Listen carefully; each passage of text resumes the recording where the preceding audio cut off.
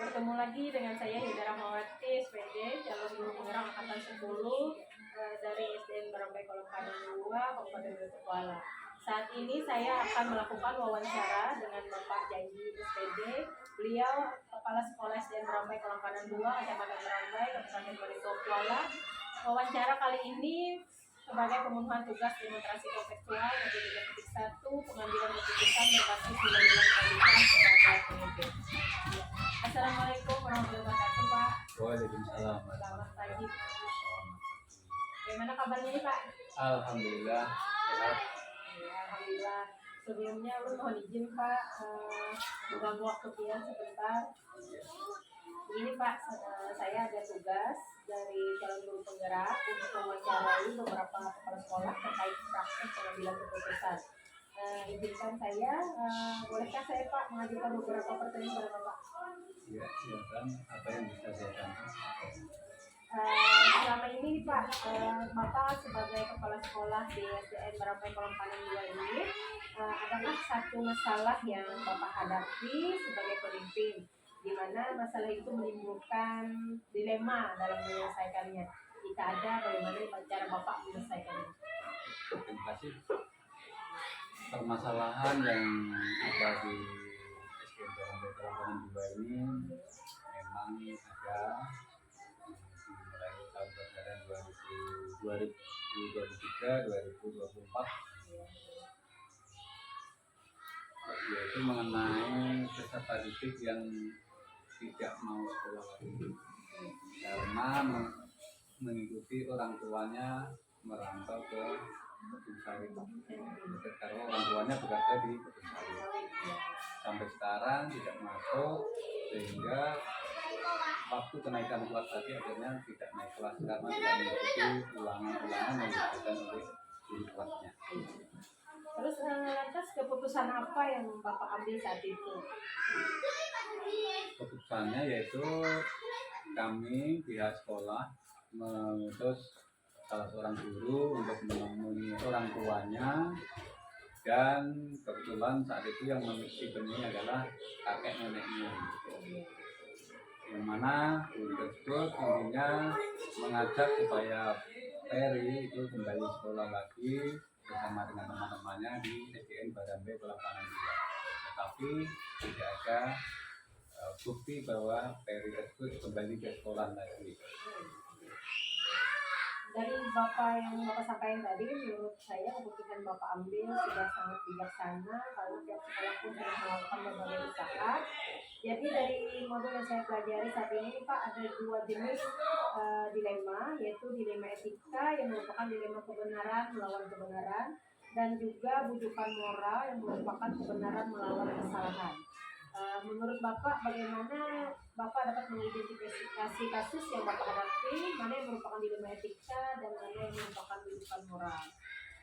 Kalau menurut saya, kasus yang terjadi kemarin itu ya masalah peserta didik itu termasuk dilema moral, karena karena intinya kan si anak itu sebenarnya mau sekolah, kemudian orang tuanya tidak kurang mendukung lah.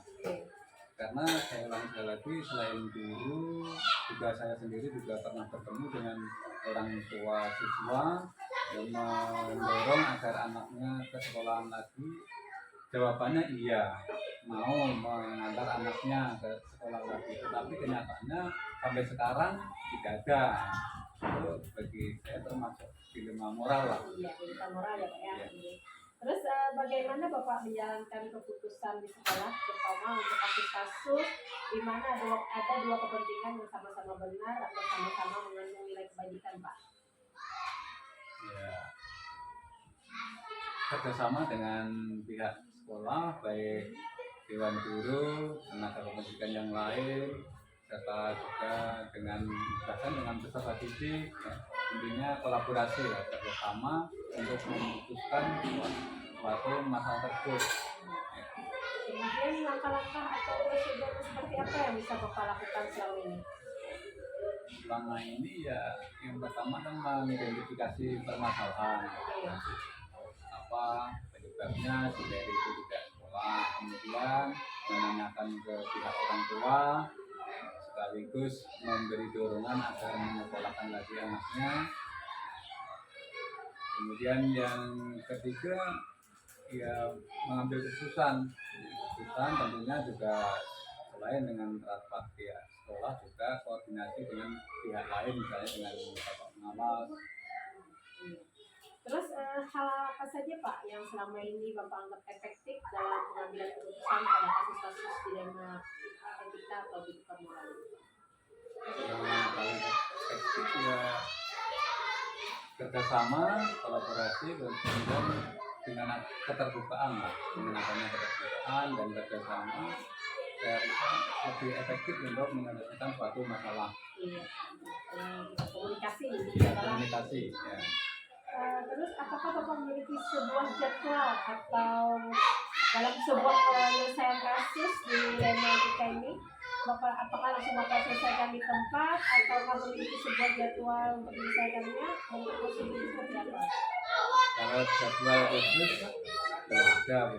Ya, cuma bila ada kejadian satu masalah, itu tadi bekerja sama dengan guru kelas atau dewan guru yang lain untuk menyelesaikan permasalahan itu seperti apa dengan langkah-langkah yang ditentukan bersama-sama oleh seluruh dewan guru. Nah, dari semua hal yang telah Bapak sampaikan, pembelajaran apa yang dapat Bapak petik dari pengalaman Bapak dalam mengambil keputusan? Pembelajaran yang bisa dipetik ya adanya kerjasama karena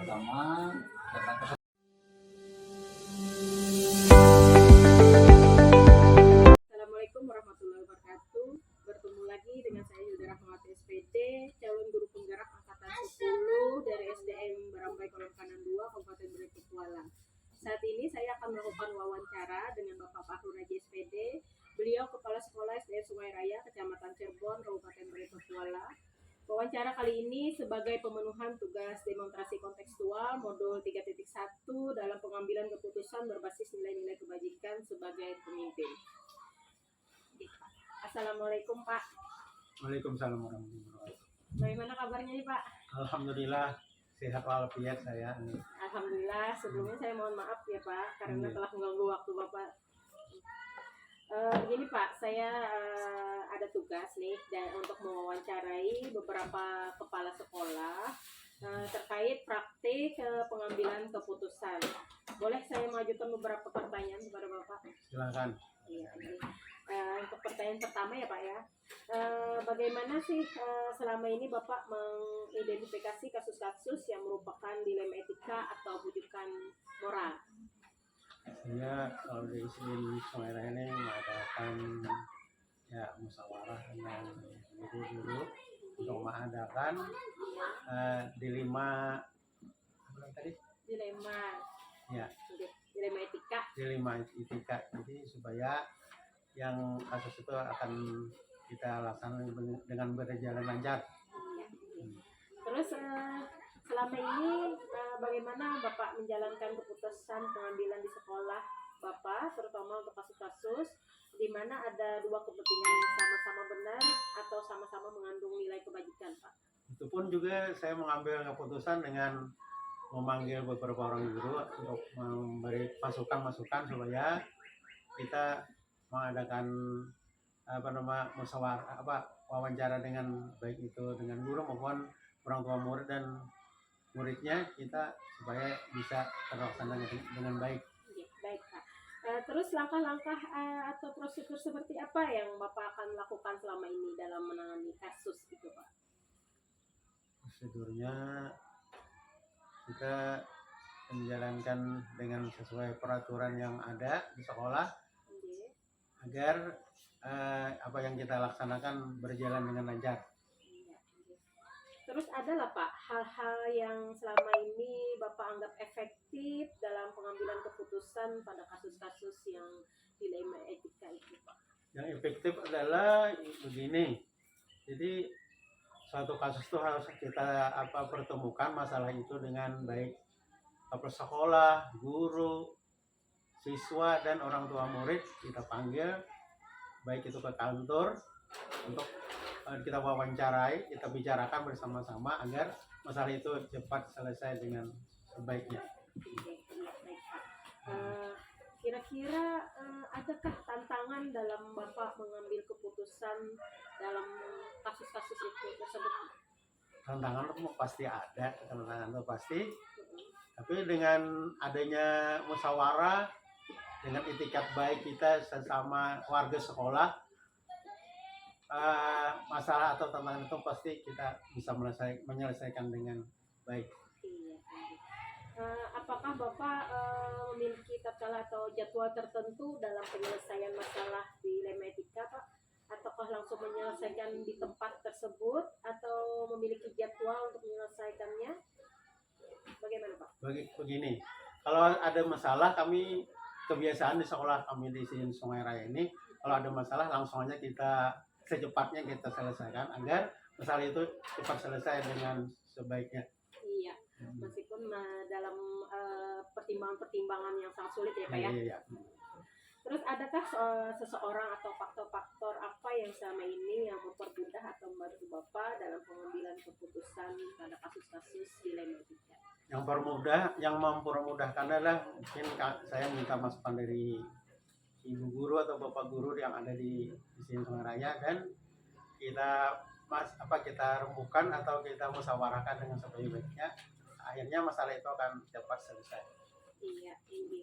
Iya. Nah, dari semua hal yang telah Bapak sampaikan tadi, pembelajaran apa yang dapat Bapak petik dari pengalaman Bapak dalam mengambil keputusan? Pelajaran itu adalah karena kita menemui masalah-masalah yang ringan, yang berat, yang sedang, dengan kita melaksanakan pengalaman itu, kita akan memetik pengalaman yang sangat berharga, jadi pengalaman kita dalam melaksanakan tugas. Iya. Baik Pak, terima kasih atas jawaban Bapak berikan. Saya merasa luar biasa bisa berbicara dengan Bapak. Banyak hal yang saya dapat dari pembicaraan kali ini, terutama bagaimana pengambilan keputusan yang baik dan bijaksana. Jadi terima kasih banyak Pak atas waktunya. Saya ucapkan Assalamualaikum warahmatullahi wabarakatuh. Waalaikumsalam warahmatullahi wabarakatuh. Demikian wawancara yang saya lakukan dengan Bapak Fahrul Raji SPD selaku Kepala Sekolah SDN Sungai Raya Kecamatan Cirebon. Alhamdulillah, mohon maaf. Wassalamualaikum warahmatullahi wabarakatuh.